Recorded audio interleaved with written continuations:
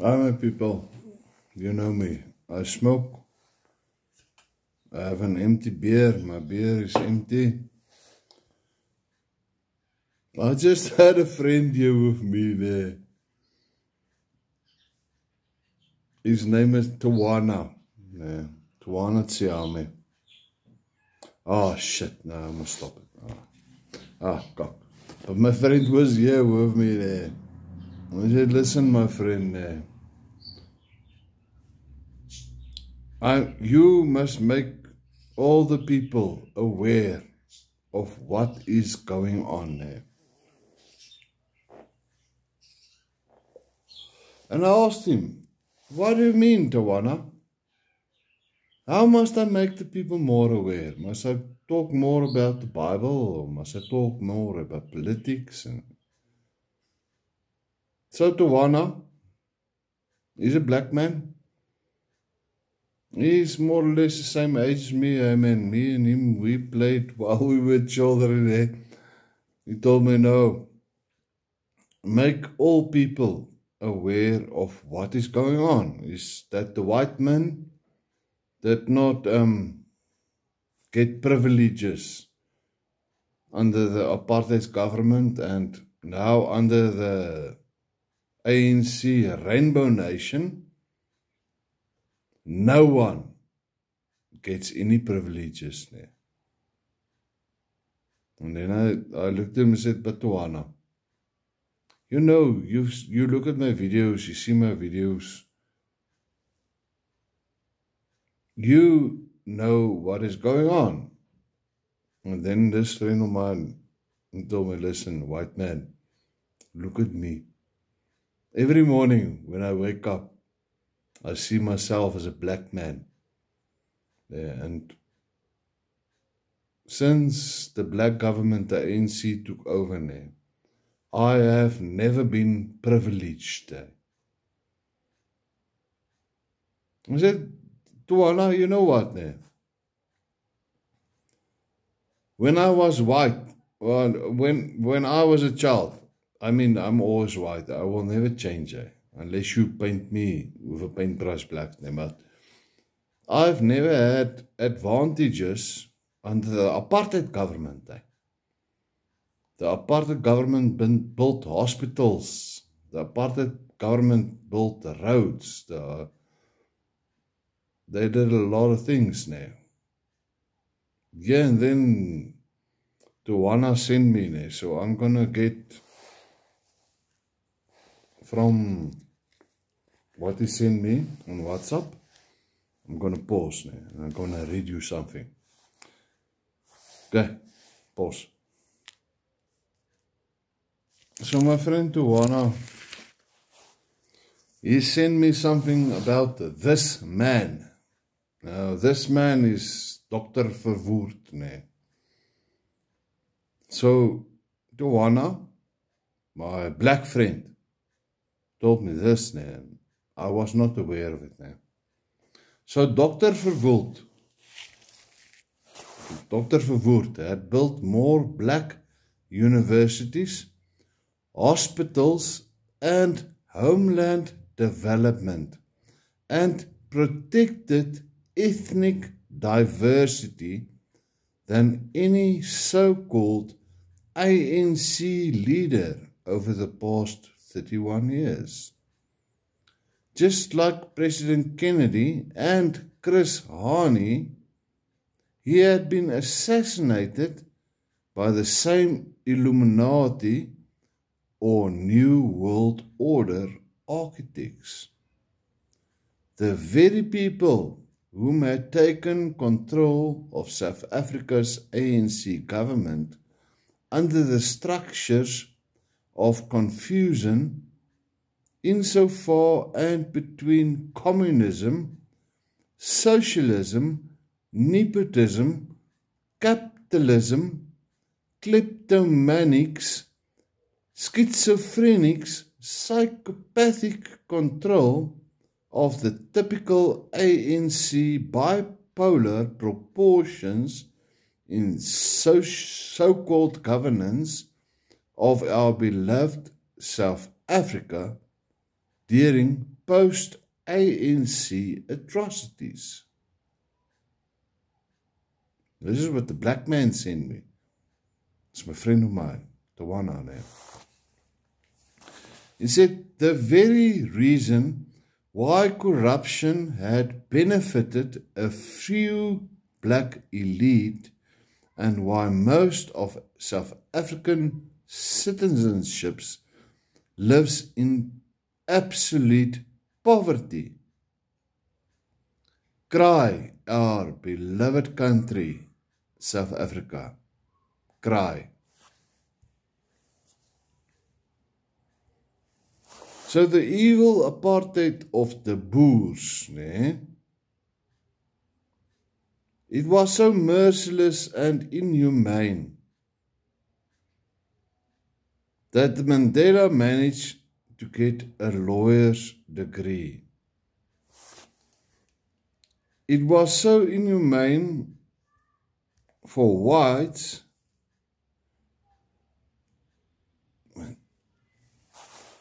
to have built 10 universities for blacks during apartheid.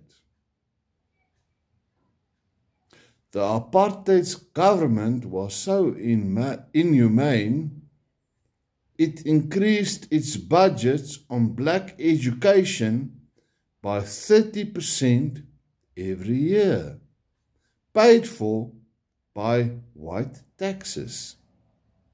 And then he asked me a question. How was it possible in such inhumane conditions for 65% of black South African children to be at school compared to 64% in Egypt, 50% in Nigeria, 52% in Ghana, 50% in Tanzania, and only 29% in Ethiopia?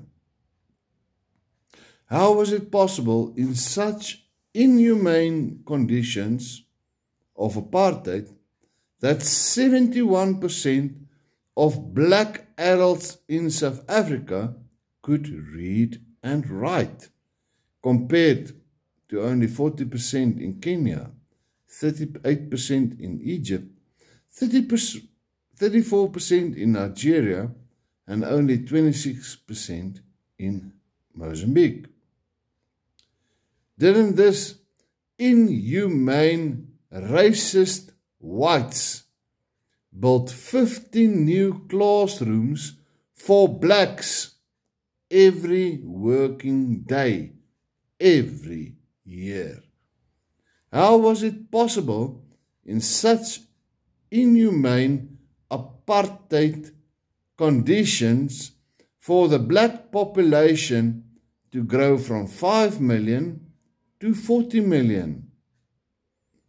If the apartheid regime was so inhumane, why did it spend 56% of its annual budget on blacks?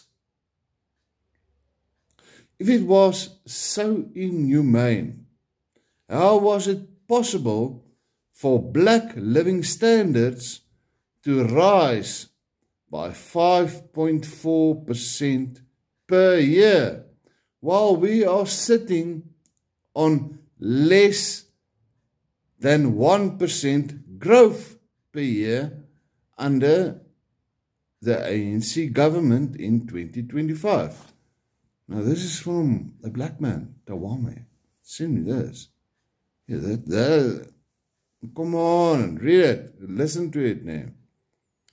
If it was so inhumane, if apartheid was so inhumane, how did Soweto get 115 football fields, 3 rugby fields, 4 athletic tracks, 11 cricket fields, 2 golf courses, 47 tennis courts, 7 swimming pools built to Olympic standards, 5 bowling alleys, 81 netball fields, 39 children play parks, and countless civic halls, movie houses, and clubhouses, including 300 churches, 365 schools, 2 technical colleges, 8 clinics, 63 child daycare centers, 11 post office, and its own fruit and vegetable market. All paid for by white taxes. If apartheid was so bad, why did Soweto alone have more cars, taxis, schools, churches, and sport facilities than most independent countries in Africa, and more private vehicles than the entire white population of the USSR at that time of apartheid? Who gave blacks the Baragwanath Hospital for free? The biggest hospital in the world, with 3,200 beds, and at its peak, almost 8,000 staff. It had 23 operation theatres, fitted out with the most modern medical equipment that existed in the world, where blacks were treated and operated on at full state cost to the white taxpayers for unlimited periods.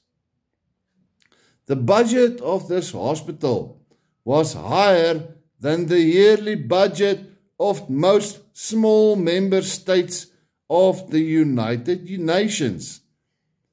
It employed 450 medical doctors in full-time service.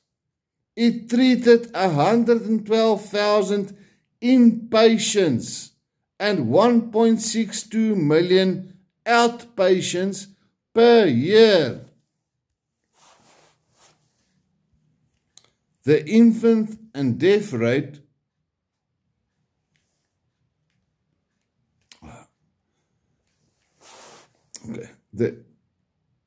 The children and infant death rate, with 34.8 per thousand, was lower than Harlem in New York.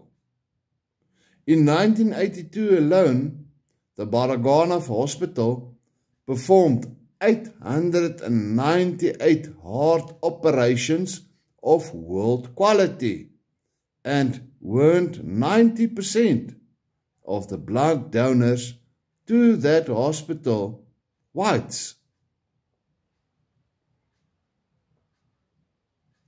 Who gave blacks the St. John's Eye Clinic, world famous for the treatment of glaucoma, cataracts, traumatic eye injuries, and rare tropical diseases, and built and maintained by whose money? White taxpayer money for the blacks. You know what, now? Keep on blaming the whites and apartheid. 31 years after the entire country was handed over to black rule. However, how does this morally justify the calling on slaughtering innocent victims yet once again? Dealing with children, you get childish responses. It's time that the real leadership of the past receive the recognition they deserve. It's also time that South Africans, black, white, Indian, and colored, realize and identify who the real leadership of South Africa was in the apartheid years.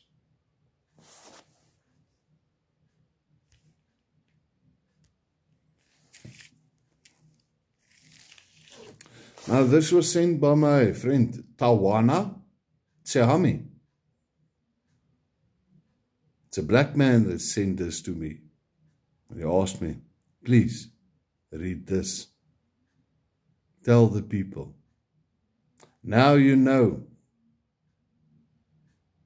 Now you know. Have a blessed day, my friends. Be blessed. Keep on voting for your oppressionist government of the ANC. They only worry about their pockets.